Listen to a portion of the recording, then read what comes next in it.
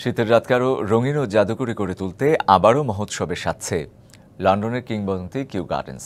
ঝলমলে আলো, সুরের মূর্ছনা আর শিল্পের নিপুণ ছোঁয়ায় তৈরি এই উৎসব যেন স্বপ্নের দুনিয়ায় নিয়ে যাবে দর্শকদের। শুরু হচ্ছে বছরের সবচেয়ে আলোচিত ও প্রতীক্ষিত winter trail, Christmas at Kew. লন্ডনের বিখ্যাত কিউ গার্ডেন্স আবারও ঝলমল হয়ে উঠেছে ক্রিসমাস উদযাপনকে সামনে রেখে। উৎসবের অংশ হিসেবে খুলতে যাচ্ছে এক মনোমুগ্ধকর রাত্রিকালীন আলোক ট্রেলার, যা দর্শনার্থীদের দেবে এক জাদুকরী অভিজ্ঞতা।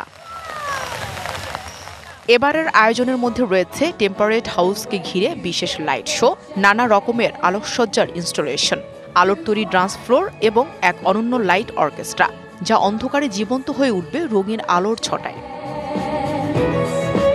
কিউ গার্ডেন্সের head of commercial executive Adam থো জানিয়েছেন, এই বছর ইভেন্টের অংশ হিসেবে 8টি এক্সক্লুসিভ ইনস্টলেশন রয়েছে, যার মধ্যে দ্য পাম শোয়ের মতো কাস্টমাইজ আয়োজনও থাকবে, যা দর্শকদের বেশি আনন্দ দিবে। এসব সজ্জা কখনো ধ্যানমগ্ন, আবার কখনো মজার এবং খুব স্টাইলিশ, যা দর্শকদের জন্য পুরোপুরি বৈচিত্র্যময় অভিজ্ঞতা। আমার মনে হয় সকলের মন কেড়ে নেবে।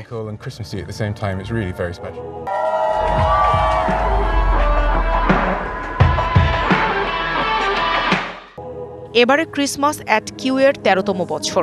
অ্যাডাম থো জানান, এই সময়টা বছরের সবচেয়ে শান্ত সময় হলো এখন এই আয়োজনই কিউ গার্ডেন্সকে সবচেয়ে ব্যস্ত করে তোলে।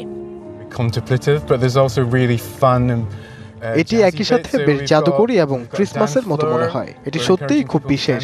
বছরের সবচেয়ে শান্ত সময়টি এখন সবচেয়ে ব্যস্ততম সময়ে পরিণত হয়েছে। আগের বছরের সবচেয়ে নীরব সময় ছিল এটি। আয়োজকদের আশা, আগামী 49 দিনে 3 লাখেরও বেশি মানুষ এই শো দেখতে আসবেন। ক্রিসমাস অ্যাট কিউ 14 নভেম্বর থেকে জনসাধারণের জন্য উন্মুক্ত। এই উৎসব চলবে 4 জানুয়ারি 2026 সাল পর্যন্ত। Nahida Rinthi, DBC news desk.